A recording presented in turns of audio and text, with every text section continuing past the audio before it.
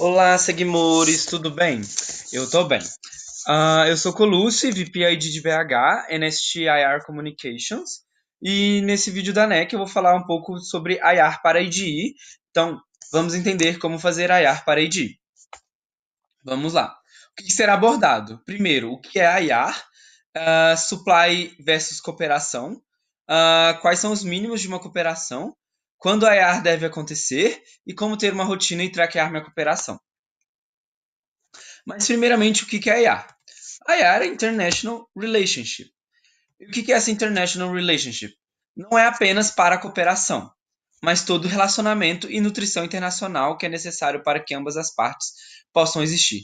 É importante entender como analisar as possíveis cooperações, quais informações devemos levar em conta nessa escolha, alinhamentos, informações iniciais. Ou seja, a IAR não é apenas cooperação, é qualquer relacionamento internacional que estabelecemos dentro da IESEC com outros escritórios ou outros países. Mas a gente tem três pontos muito importantes dentro de um IA, que é Basics. É tanto Basics do ponto de vista que é simples, não é complicado fazer IA, e do ponto de vista que é Basic para que a sua área de ID rode. É um processo básico para que a gente esteja rodando a ID no Brasil. Rotina. Rotina é muito, muito importante para a IA. Se você não tiver rotina, o seu relacionamento de IA ele só vai ficar vai ser dificultado e você não vai ter tanta excelência no seu IA. E o último ponto é estratégico. Para IA é estratégico para que você consiga alcançar todo o planejamento que você setou para o seu semestre ou para o seu ano. Mas qual que é a diferença de supply para cooperação? Supply são todos os escritórios países que possuem os pré-requisitos alinhados com a demanda do seu escritório e da sua operação. Mas quais são esses pré-requisitos, por exemplo? Background dos EPs, então se eles estão de acordo com as vagas que vocês estão abrindo, são os EPs qualificados para o que as startups estão esperando de vocês. Então, timeline, se está de acordo com a timeline que vocês estão abrindo as vagas, para quando essas vagas vão ser realizadas. Visto, então, se um país que a gente não consegue tirar o visto para realizar o empreendedor global, ele não vai ser o nosso supply. E o básico do básico, países que rodam o ODI. Mas o que é uma cooperação? O que difere? São os escritórios, países que o VPID escolheu, ou né, o escritório como um todo escolheu, estrategicamente para trabalharem com foco e prioridade. Então, serão aqueles escritórios, países onde vocês vão focar para que ocorram os APDs e, consequentemente, todas as métricas posteriores que temos dentro de ADIB.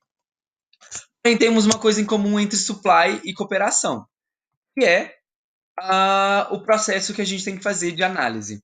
Então, essa análise ela tem que ocorrer conversando com o seu antecessor ou conversando com antecessores de alguns outros CLs, considerando que a gente tem 7 expansões para IDE. Análise de dados. Então, análise de dados de como que o Brasil, a IDE, recebe de certos países, EPs de certos países para a GE. E principalmente estender o histórico da operação e da sua identidade.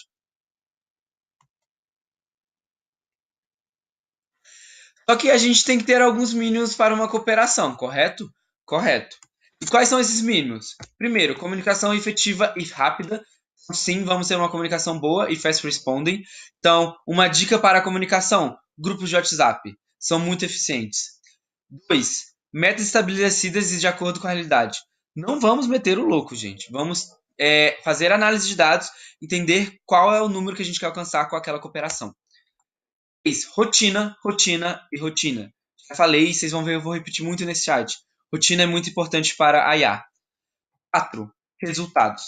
Se a cooperação não dá resultado, não vale a pena ter aquela cooperação ou manter ela. Ou vale a pena ter pelo menos um review para ver se vocês estabeleceram estratégias muito erradas. Mas cooperação tem que dar resultado.